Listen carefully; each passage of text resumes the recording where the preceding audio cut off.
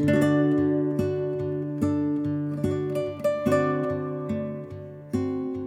everyone, Alexa here from the blog theduvalhomestead.com, and today I'm going to take you around as I look at the garden, get it ready for spring, give you a little tour, and tell you about an exciting new thing that is coming to our homestead next week.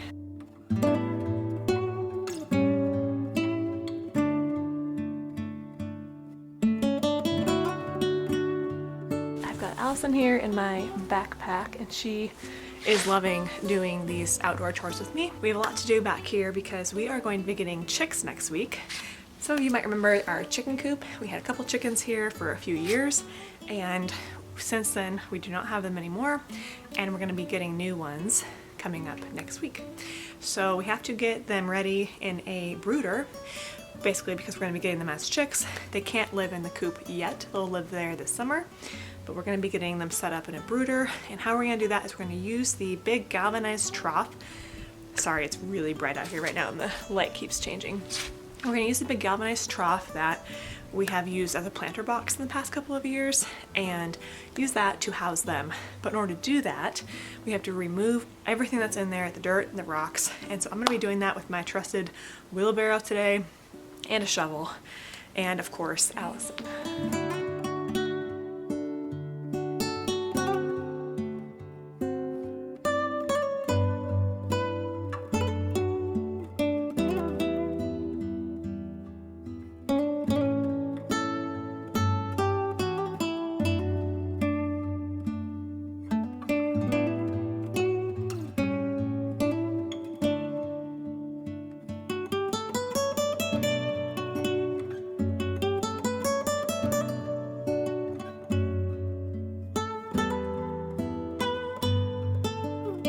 Sorry I have no makeup on. I just finished working out and breakfast and just wanted to come out here and work on this because it's sunny out, and if you live in the Northwest or wherever you are, you know that you have to get outside when it's sunny because that might be your only chance. So that's what we're gonna do before the rain comes. Haven't really tended to this backyard in a while because last year we had our first baby and that was my priority, so I didn't really care what was happening in the backyard. So we just need to refresh it and get some new nutrients in the soil.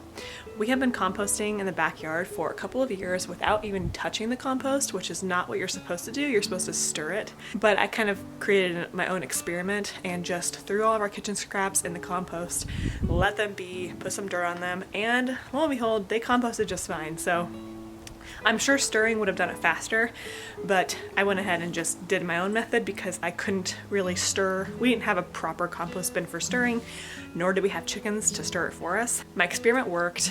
I got compost, and the top part of the compost, which is a lot of eggshells and coffee and vegetable scraps, isn't composted because it's fairly new. But what I'm gonna do is just put that around the garden and then put dirt over it, and it will compost in its own time anyway. It's a little hack for if you're going to be composting, you can just cheat. That's my method, by putting the scraps right in your garden and dirt on top, and before you know it, they will be composted. This cute little garden bed needed some attention, so I just refilled it with dirt from the trough, and I planted the herbs that I had going on the windowsill, which really needed some more space and some more sun. I also planted 2 kales, which is our favorite vegetable to grow. We love the kale lettuce, and actually I buy kale from the store every single week, so I'm really hoping that those get nice and large so I don't have to do that. And in the far end there, where you don't see any starters, we have seeds for calendula and some dahlias. Wasn't really gonna focus on the garden a whole lot this year because we're getting chicks and we have a newborn baby. Well, not so newborn anymore, but our first baby. And I feel like that's probably enough new things.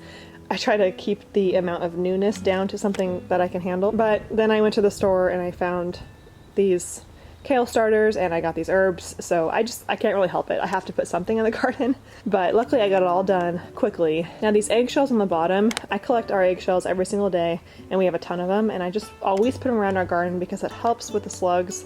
They don't like to go over the sharp edges. I'm gonna put it right next to our kale starters because I already see someone has taken a bite out of them, and I'm really hoping that that will help. Over here we have a huge hydrangea plant, which is just beautiful when it blooms, and you can see it's already starting to sprout.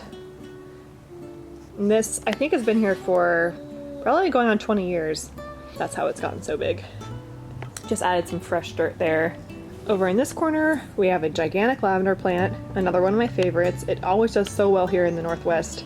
Lavender is easy to grow, it attracts bees, which is good for the rest of your garden, and it's so pretty and smells wonderful. And what I like about lavender is you can cut it and then dry it, and it just stays fragrant and beautiful for years. I've had some lavender in my kitchen for a couple years now.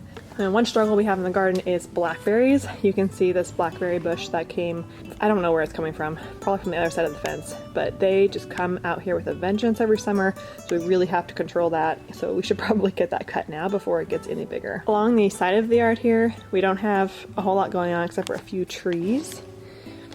I can't wait to have chickens again so we can have that good chicken poop, which is so healthy for the soil. I really want our backyard a place where we like to be. The other reason that we got rid of our chickens, well, first of all, one of them died and then we only had 2.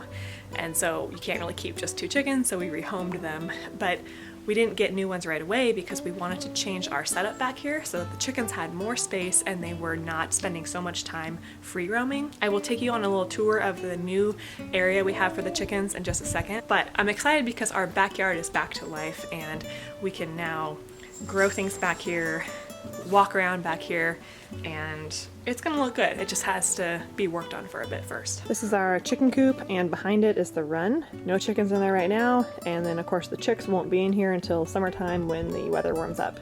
This is a nice long run that they have just all the way to the end of that fence. So we actually just bumped this fence out. So you can see where the grass meets the dirt. That's where the fence used to end. And last summer we decided to bump it out so that the chickens would have more room. And so now their run space is almost doubled. The only issue here is that this piece of house is our fireplace and it kind of sticks out. So it's a little tight. You can't really get a whole lot of space back here to walk. But the other good news is that the end of the fence here is a gate. So we can actually get in through that side, which is also new. So all this fencing is brand new. We did all this last summer because the fence was falling apart and we just needed to be able to access this part of the yard. All right, well, my day is done. I think Allison's ready for a nap if she's not already asleep. Make sure you follow along for our big chicken debut next week. All right, well, thank you for joining me as I took you along these garden updates, house chores, getting ready for chicks. Very exciting things happening at the Duval Homestead. If you're brand new to my channel, make sure you hit that subscribe button. Every week I post a new farm-to-table recipe and homemade natural living. Thank you so much for stopping by the Duval Homestead.